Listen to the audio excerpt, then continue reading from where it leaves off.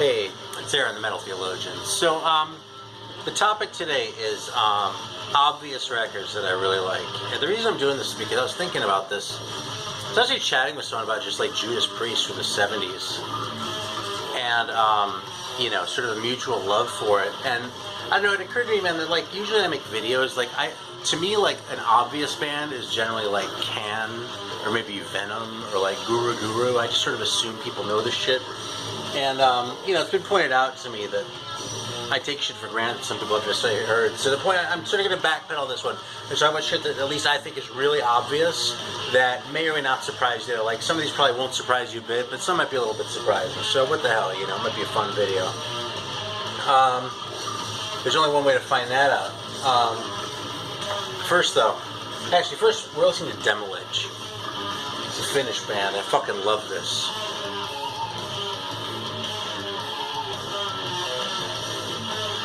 It's like all technical and weird. And the singer's just nuts. It's a fucking Finnish band, man. Yeah, man. And like the titles are like, and you'll remain in pieces of nothingness. And the planet that once used to absorb flesh in order to achieve divinity and immortality suffocated to the flesh that it desired. Yeah, that's pretty funny. So anyway, yeah, awesome shit. I'm still on my death metal kick. What can I say? Now, I kind of hit the mother load at the Asian market, okay? I've never seen this shit before. It's a good thing, too, because without any soda, I'm having trouble holding this camera. That's right.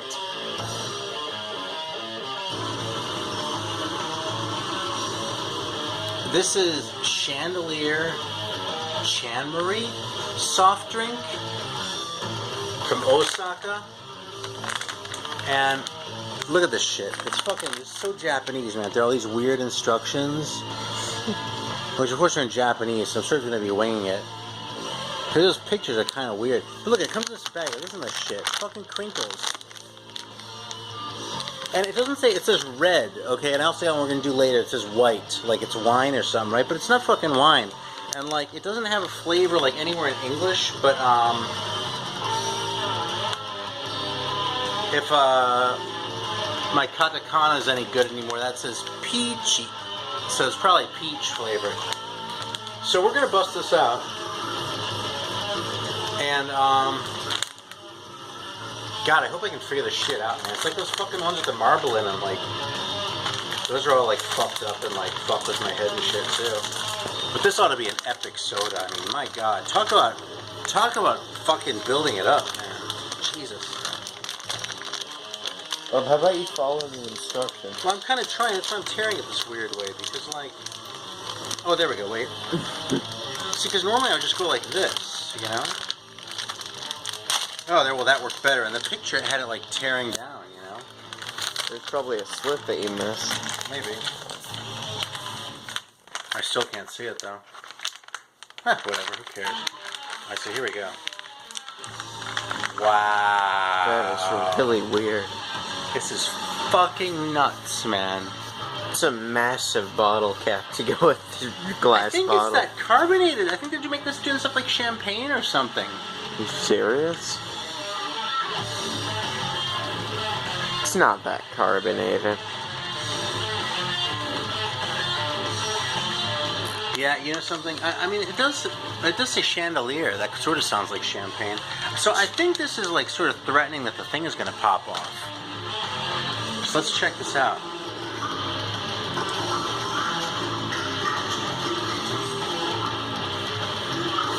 We should have turned off the fan. It's going to like... I'm afraid this thing is going to pop off and hit the fan. That's actually why. It fucks with the light too, but... It's nowhere near the fan though. I think it's going to pop. Really? Well, I'm focusing on that.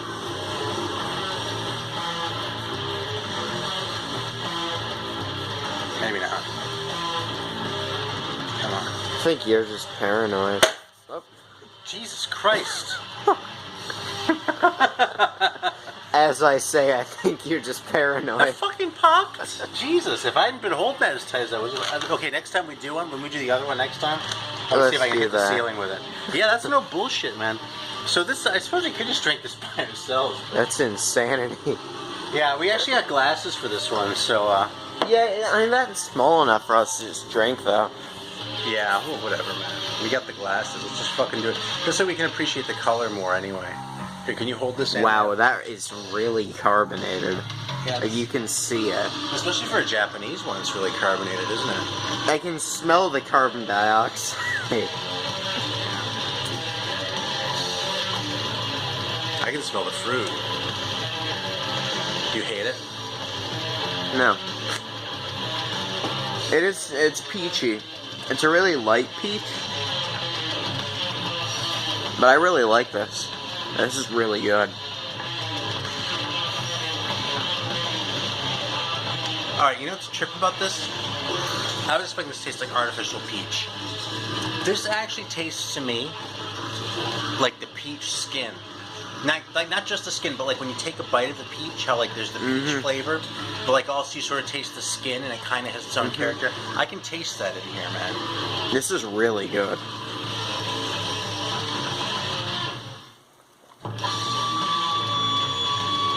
I kind of can't believe how good this is. Man, I lived in San Francisco for a lot of years. How much of that did the store have? I actually, like a few. I actually want to buy more. It's kind of expensive. How much was it? It's like $3. That's worth it. It's a lot for a soda. That's worth it. How many ounces is that? 16? That's my guess. I mean, it's either 16 or 18. Actually, 16.9, I bet, right? It's past the date. No, it's next year. Never mind. I'll still keep forgetting what year it is. Actually, it'll say milliliters, so it doesn't matter how many ounces, I think. That's what I was going to say. Well, you can probably convert that shit in your head. Yeah, I probably could at this point. Yeah, I don't see it, though. Check the nutrition facts. Serving size, 180 grams. Servings for package 2. So that would Grams. be 360 grams. How much does a milliliter weigh? A gram? Oh, yeah, no, it says net weight 360 milliliters. That's funny. Okay, well, there we And it go. says that under net weight. Because it's a measure of volume. 60 milliliters. It's actually more than I would think. That's a third of a liter. So, yeah, it's Well, a third it's of a a third liter. of It's a like liter. one glass we just shared. So that's 3 pints. So, wait. No, it's it's not. not. No. I was... It was 2. No, I was less than thinking. half. I was thinking of a gallon. A third of a gallon. A third of a probably liter would thinking be a about, third of a quart, which would be 3 cups, which is 18 ounces. Look at that. That actually sounds right about right. Mm-hmm. Of course, that was your guess without like doing the math too. So Exactly.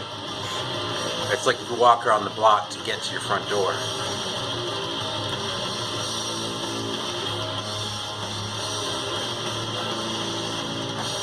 Alright, since I'm doing obvious shit, since we're done talking about math now, we're going to move on to the records. We're going to change channel to the Math Theologian. That'll be lame. I'll get tons of subs doing that shit. Alright, so we're going to talk about some records now. Wait a minute, I'm questioning myself now. Oh, don't worry. Listen, seriously, we're done talking about math. Alright, this is an obvious one. AC/DC. I think I actually showed this a while back, like a long time ago, but it's my Australian Press of Highway to Hell, which, as obvious as it is probably my favorite AC/DC record. Maybe I come back to Powerage more, but I think this is the one that I actually like more. You know, like most of us who've been sort of at it for a while, you know, Powerage is kind of the sleeper record where we get tired of Let There Be Rock and Dirty Deeds and High Voltage. That's the one that kind of holds our interest. It's true for me too, but I still think this is my favorite. I think when the drums come in at the beginning after the initial riff of the song Highway to Hell, that drum entrance is one of the best like moments in rock history. AC/DC Highway to Hell. It doesn't get much more obvious than that, except that I've got shit in here that's more obvious. Alright, check this out. As you're watching, my head's going to be cut off because you're playing with your phone. No, it's not. We've got The Hurdy-Gurdy Man by Donovan. Yeah, I messed up. It's 12 ounces. Jesus, seriously, this is really getting tedious. It's Stop bothering me it. now. Stop it. Suck it up. Okay, so Donovan, right? Hurdy-Gurdy Man. Who doesn't know the song Hurdy-Gurdy Man? I also have Mellow Yellow over there too, and I have one or two others, but this is probably my favorite one. I think I like every song on this record, man. Fucking Hurdy Gurdy Man is a great song. Jennifer Juniper. The Sun is a very magic fellow. It's it's so English and so like light psych, but the songs are just so damn good that it just fucking works, man. I'm a pretty big fan of Donovan. His very early, like, just straight folk stuff doesn't do a whole lot for me, but this era, like, once he went psychedelic, he can kind of do no wrong in my estimation. How are you doing for time? We spent like 15 minutes talking about math. Russian. 10 minutes. Unbelievable. Okay.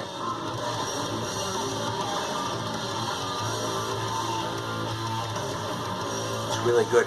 It's really like light, mouthfeel. It's really like sort of a sparkling water that's just like flavored. But the flavoring is assertive. Good. It's like a good flavored water. We've got Taking Tiger Mountain by Strategy by Eno. I don't spend a lot of time talking about the ambient ones because I kind of don't give a shit about them, but these early, like, Eno rock albums, like the first three, of which this is the second, fantastic, man. Fucking all these songs are great, man. It's funny. I don't really even recognize the song titles, but listening to it, man, I know this whole fucking thing, and, this is actually an original Island press, which is kind of cool. I think it's an Island press. Yeah, I used to have an EG, and I upgraded, so... You don't see those very often. Actually, I upgraded, quote unquote. I had a friend who I figured would want it, so I gave him the EG one. That was years ago. Oh, excuse me. Alright, next one's another super obvious one. This is so obvious, you're going to be like, oh my god, I'm just like overwhelmed with obviousness. Alice Cooper. See, it's so obvious I was wearing a fucking shirt. And a really obvious Alice Cooper record. This is Love It to Death. It's one with I'm 18 on it. It's cool straight label pressing, actually. You'll note that thumb on the cover there, right? Original inner. But I love this record, man. Every song on here, like Black Juju, like the long psychedelic epic. Even the song I'm 18, I could still hear, even though I probably need that less than most of the others. But Hallowed Be My Name, The Ballad of Dwight Fry, Sunrise. I love it all, man. I think Alice Cooper, like, really... He's like the picture of a guy who, like, was himself cooler than his records were. Like, Tina Turner's like that, too. I think Tina Turner's awesome, but if she's ever made a good record, I've never heard it. I absolutely love this record and Killer. But that's about it. There are like parts of other ones that I like, but that's really it. But I love this record, man. Fucking love it to death. My collection wouldn't be complete without it. This is the very first Frank Zappa record I ever got. Kind of because of the cover. I couldn't believe that there was a record that had a cover like this. This is kind of like an odds and ends comp from around 1970-ish. It's still a favorite record though, man. The songs are kind of short, which is unusual for him. Although it has little references like Eric Dolphy Memorial Barbecue, which when I got my first copy of this, dude, I was fucking young enough that I probably didn't know who Eric Dolphy was. Yeah, it's just great, man. This one's like just funky enough that it really like expresses Zappa, but it's still like song based and not like comedy based. It's a great record, and I really like the early Zappa stuff anyway. I kind of forgot about it for a long time, but when I came back to it in a big way. Alright, here we go. A record I love dearly. A not so obvious record by a very obvious artist. This is Brand New Morning by Bob Seger. I basically like the Bob Seger records that Bob Seger doesn't like, okay? So, like, I'm not really crazy about Seven. I don't really care about Smoking OPs, but Ramblin' Gamblin' Man, Noah, those are both great. Mongrel is good, but not great. Back in 72 is great, and this one is probably my favorite, even though it's just him and a piano or a guitar, depending on the song. It's a very mellow record. It's just the songs, but I just think it's fucking fantastic. The songs are all great. It has a song for him on it, which is most like kind of his religious song. And yeah, I guess he doesn't like this stuff. He likes all the shit that came, like starting with like Beautiful Loser and Night Moves and all that crap. And I don't really have any use for any of that shit, let alone anything that was in a fucking Tom Cruise movie or a Ford commercial. But this record's awesome. It's not all that easy to find, but you know, there are versions of it kicking around. You can probably listen to it pretty easily online. If you want to talk obvious, man, how about Pink Floyd? It's actually one of the later ones I've gotten. I know I've talked about Pink Floyd before. This record, though, man, I appreciate more than I did like when I was younger. It's like I really can sit and enjoy this thing all the way through.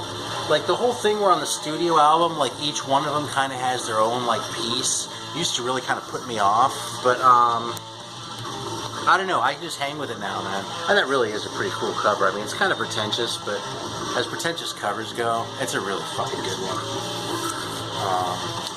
Yeah, and actually, this is the original gatefold, too. There we go.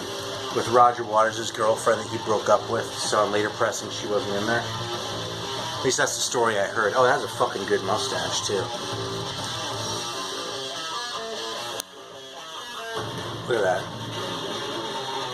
Anyway, yeah, by the way, I tried to, like, sort of stick with the shit that's obvious, but, like, not shit that I talk about a lot anyway, like Black Sabbath, or Deep Purple, because that was just too easy. And I'm kind of breaking that rule, man, but I just want to highlight this record anyway, because I love this record so much, including, like, the mellow songs.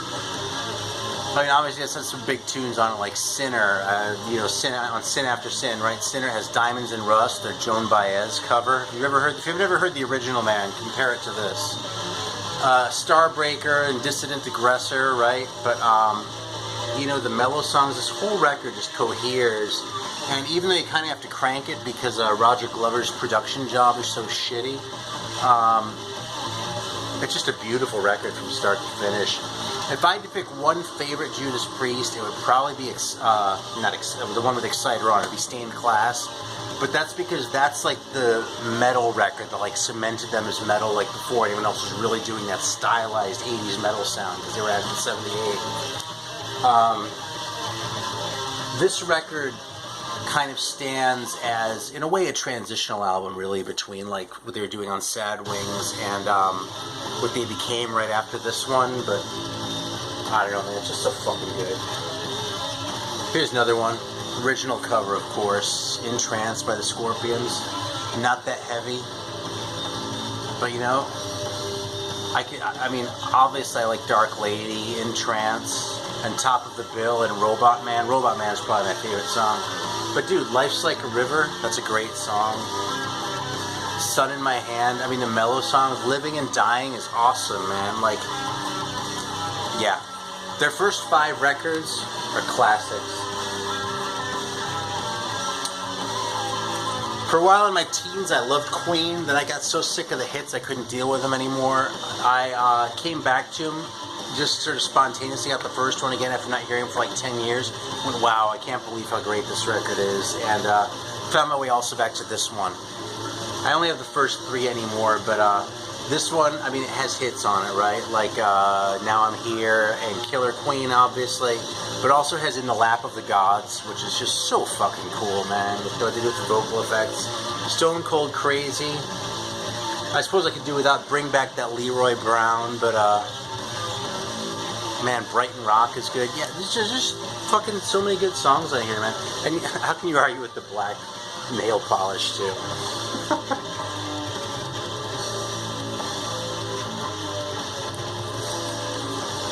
Right here, man, ZZ Top, second album, Rio Grande Mud. It was kind of a toss-up between this one and the first one, because those two are my favorites, easily.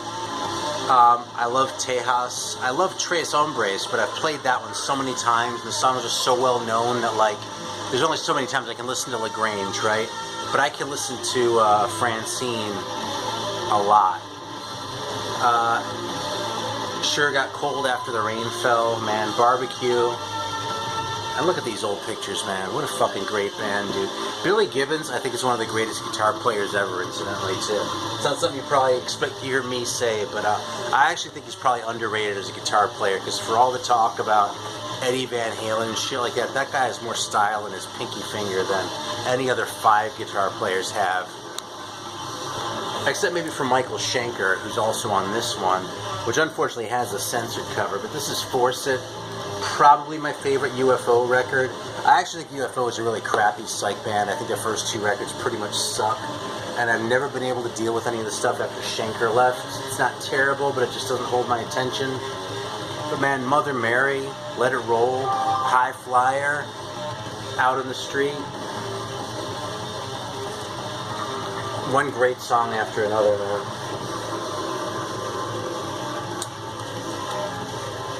This is the record that I've said has the best second last song on any record, which is Flaming Telepaths on Secret Treaties by Blue Oyster Cult. The first 3 Blue Oyster Cults, absolute classics, all 3 of them. This is the first one that I got into. Career of Evil,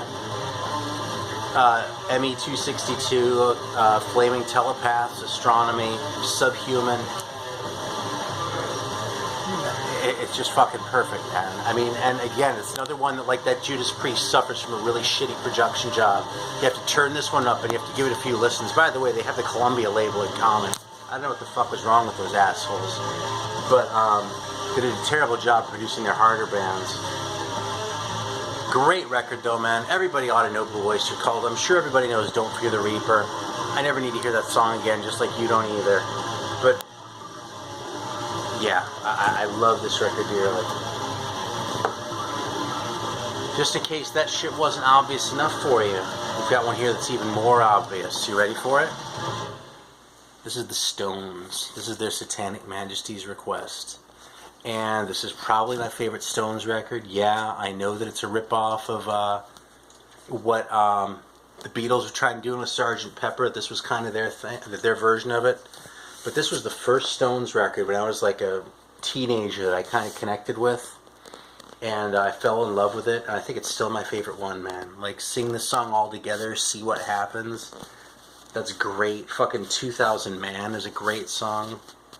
God, well, She's a Rainbow. That's probably the closest thing to In Another Land, man. That is such a cool thing. Again, with the vocal effects. I'm really kind of a sucker for that sort of thing. As we listen to, like, Demilich, right? Although, this is all just him normally singing, supposedly. I won't wade into that discussion.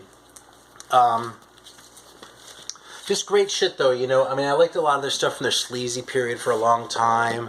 I like, you know, Get Your Ya-Ya's Out. I thought about pulling, because that's a really cool record. You know, I like most of their 60s stuff, at least a little bit. Beggar's Banquet is fantastic, though. Let It Bleed is a classic. All that shit. But my very favorite, really, is their Satanic Majesty's Request. And I didn't pull out any Beatles because I really don't listen to that much Beatles, and it felt like it would be forcing it too much. So I do have everything from Rubber Soul on, though. It's all over there. But you know something? I can even one-up that.